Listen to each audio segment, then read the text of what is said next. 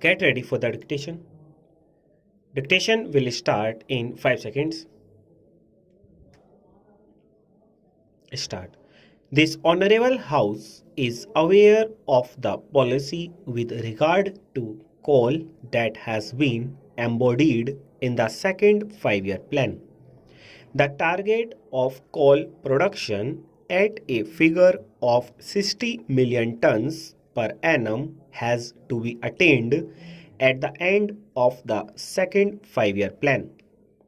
That means an increase of 22 million tons over the existing production of roughly 38 million tons. Of these additional 22 million tons, 12 million tons of additional coal production will be in the private sector and 10 million tons in the public sector. To attain this target in the public sector, the government has established a National Coal Development Corporation. The functions of that corporation are to work those collieries which at the moment are under state control and also to develop new collieries so that this additional target of 22 million tons may be attained in the second 5-year plan. When the coal position was examined, it was found that all the important area where from coal could be exploited were covered either by prospecting leases or by mining leases. In order that the government might be able to produce additional coal in the public sector, it is necessary that we should have the power to acquire rights with regard to those areas of land where coal is likely to be found. This will therefore gives the necessary authority for the acquisition of rights which will confer upon the state ultimately when the various proceedings which are mentioned in this bill are taken. The right to exploit coal and develop those coal fields.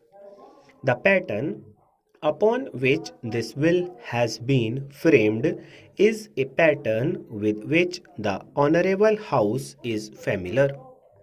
The broad pattern with regard to the procedure follows the pattern laid down in the Land Acquisition Act. There are two stages at which different notifications are issued. I draw the attention of the Honorable House in this connection to sections 4 and 7. Under section 4, it is giving notice of government's intention to prospect for coal.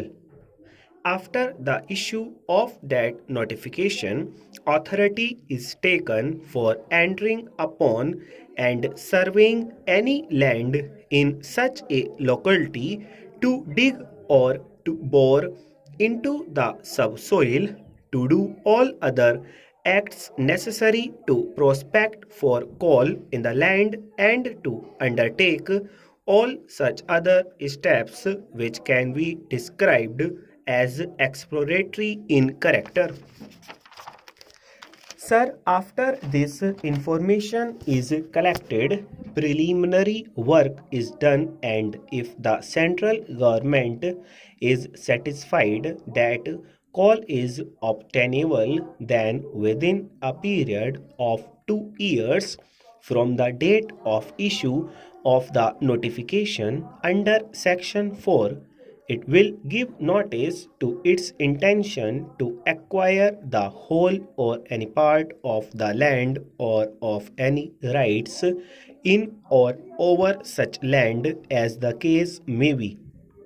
It would be necessary because otherwise government would have had on its hands areas which need not have enough quantities of coal or coal which could not be economically prospected.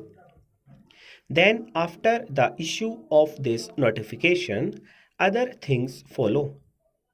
The usual type of steps are visualized in order to enable the government to effectively get hold of that land and to undertake prospecting.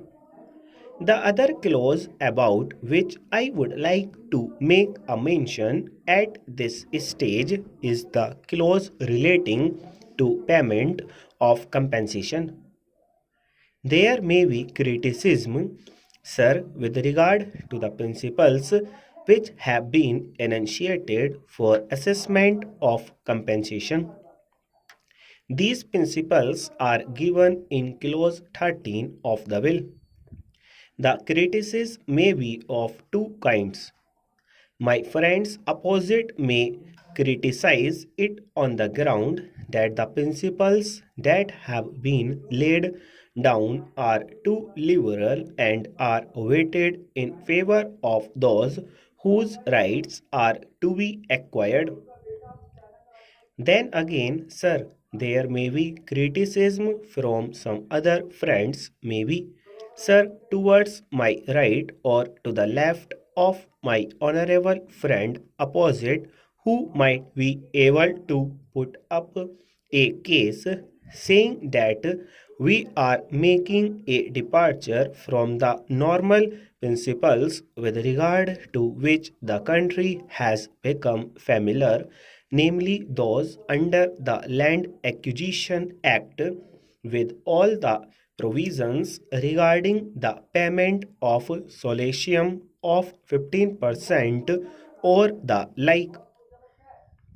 Government, sir, in this particular case have adopted a pattern, some indication of which had already been given by Parliament.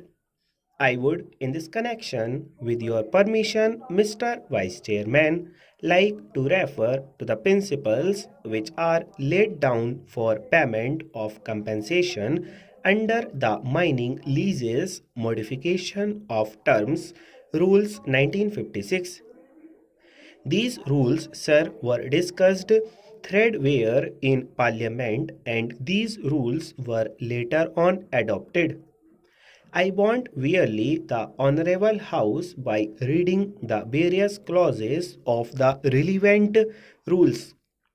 Suffice it to say that the principle which is the underlying principle in those rules has also been adopted with necessary modifications to fit into the pattern of the present act in the compensation clause, which is clause 13 of the will.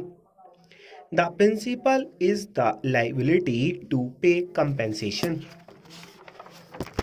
Mr. Chairman, my honorable friend, the Food Minister, apologized for bringing in this measure at so late an hour, but he has given us no adequate reason for not having placed it before Parliament much earlier.